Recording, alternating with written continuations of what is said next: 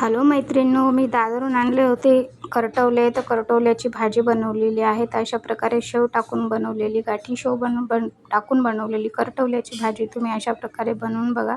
भन्नाट आणि एक नंबर लागते. आता करटवल्याचा सीझन चालू आहे.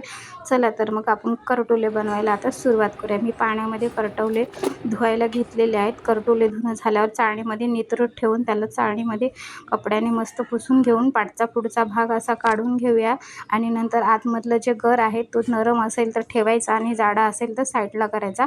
तर मी अशा प्रकारे सर्व गर काढून घेतलेला आहे. गर काढून झाल्यानंतर आपल्याला मसाल्याची तयारी करायची आहे. बघा झालेलं आहे माझं काढणं. तर मी जाडा जो भाग होता तो काढून टाकून साईडला ठेवलेला आहे आणि असा नरम होता तोच घेतलेला आहे.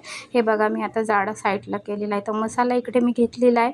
अद्रक, 2-4 मिरच्या, शेंगदाणे, लसूण घेऊन थोडं गाठी शेव टाकून हे मस्तपैकी मिक्सरमधून काढून घ्यायचं. आणि नंतर हे आपला जो चुरा उरलेला होता तो तो पण याच्यामध्ये टाकायचा. आणि लाल तिखट, हळद, मीठ आणि वरून लिंबू आणि कोथिंबीर टाकून हे सगळं व्यवस्थित करून मस्तपैकी असं मिक्स करून घ्यायचं. सुक्कच मिक्स करायचं आणि नंतर आपल्याला हे त्याच्यामध्ये भरायचं आहे. तर मी सर्व असं भरून घेतलेलं आहे. नंतर आता कढईमध्ये तेल टाकूया. तेल टाकणं झालं की त्याच्यामध्ये राई, जिरं, हिंग टाकून थोडासा कांदा टाकून चांगलं शालो फ्राय होईपर्यंत चांगलं मिक्स करून घेऊया. नंतर हे आपले भरलेले जे करटुले आहेत ते आपण याच्यामध्ये असं मिक्स करून घेऊया. आणि याच्यामध्ये अर्धा कप पाणी टाकून चांगल्यापैकी वाफेवर 10 ते 15 मिनटं छानपैकी वाफ काढून घेऊया. म्हणजे एरीच ते नरम पडतात. आणि नरम पडल्यानंतर आपली भाजी रेडी व्हायला सुरू होते. तर त्याच्यामुळे आपल्याला आता बघा भाजी झालेली आहे रेडी.